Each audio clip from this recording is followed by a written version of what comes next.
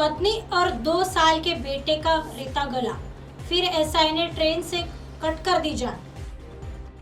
नमस्कार, मैं हूं आपके साथ सोनल और आप देख रहे हैं एमएनएस न्यूज नेटवर्क। तो आइए खबर जानते हैं विस्तार से। मध्य प्रदेश की राजधानी भोपाल में खौफनाक घटना हुई है। यहां पर एमपी पुलिस में तैनात सब इंस्पेक्टर ने पत्नी बेटे की हत्या करने के बाद खुद ट्रेन के आगे कूदकर जान दे दी। रोंगटे खड़े कर देने वाली इस घटना के बाद से हड़कंप मच गया है। तीनों के शव को पोस्टमार्टम के लिए मरचुरी भिजवाया गया है। फिलहाल इस बात का खुलासा नहीं हुआ है कि सब इंस्पेक्टर ने इतना खौफनाक कदम क्यों उठाया। पुलिस ने मामला दर्ज कर जांच शुरू कर दी है।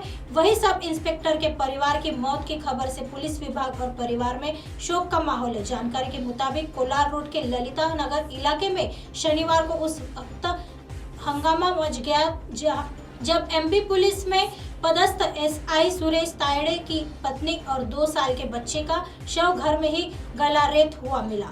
वहीं सुरेश का शव भी मिसरोद स्थित रेलवे ट्रैक पर मिला। एक साथ पूरे परिवार की मौत होने की खबर मिलते ही इलाके में हंगामा मच गया। पुलिस ने एसआई सहित उसकी पत्नी और बेटे के शव को कब्जे में लेकर पोस्टमार्टम के लिए मरचुरी भिजवाया। पुलिस का कहना है कि घर की तलाशी ली गई है।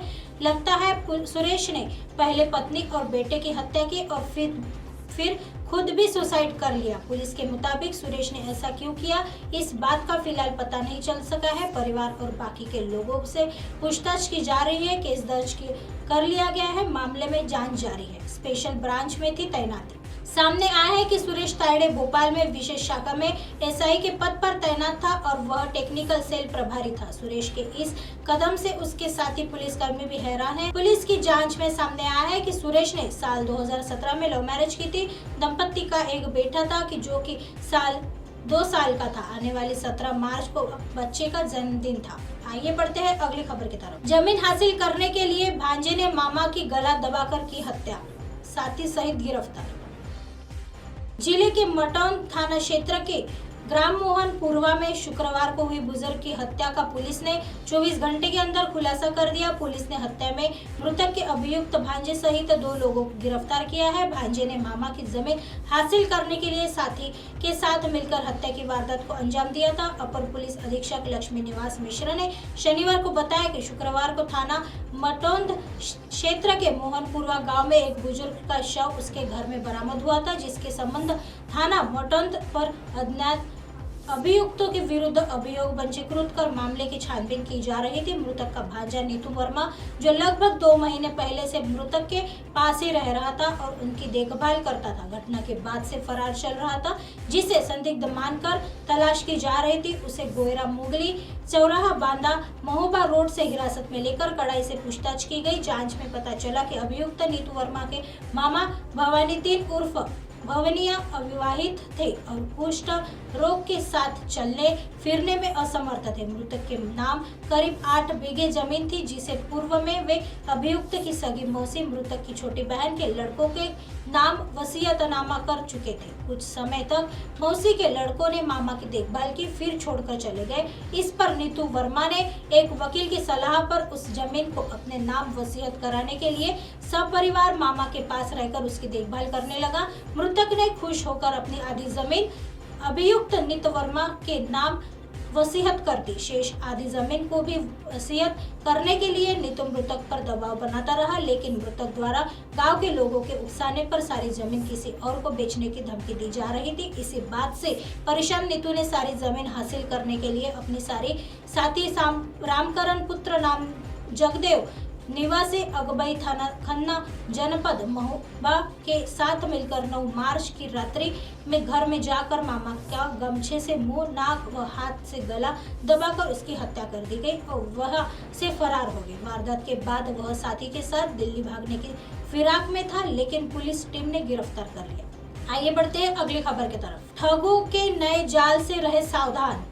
व्हाट्सएप वीडियो कॉल पर लड़की करती है अश्लील हरकत, फिर मांगते हैं लाखों रुपए।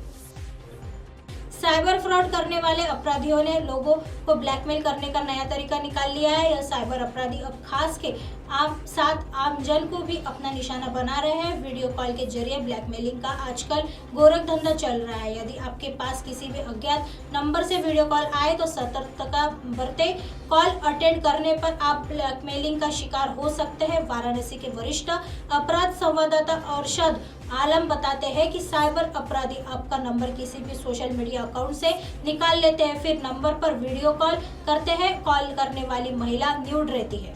फिर जैसे ही कोई व्यक्ति फोन उठाता है और अपना चेहरा दिखाता है तो वह तुरंत स्क्रीनशॉट ले लेते हैं या स्क्रीन रिकॉर्डिंग कर लेते हैं, जिसके बाद ब्लैकमेलिंग का दौर शुरू हो जाता है। वरिष्ठ पत्रकार अरशद आलम बताते हैं कि कभी भी अनजान व्यक्तियों से सोशल मीडिया पर दोस्ती नहीं करना चाहिए। सिर्फ परिचित लोगों की दोस्ती का निवेदन स्वीकार करना चाहिए।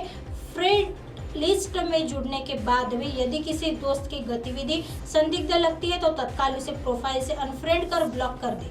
अरशद आलम बताते हैं कि अपने सोशल मीडिया प्रोफाइल की सभी प्रकार की सेटिंग को मजबूत करना चाहिए ताकि हर कोई आपकी प्रोफाइल में जाकर आपकी जानकारी, फ्रेंड लिस्ट और पोस्ट ना देख सके।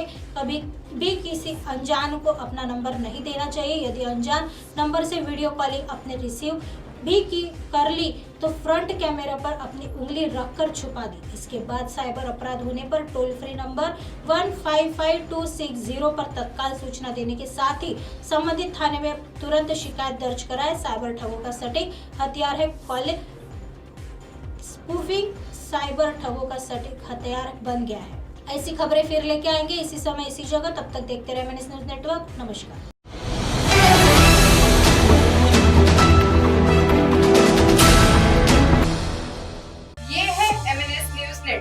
और आप देख रहे हैं MNS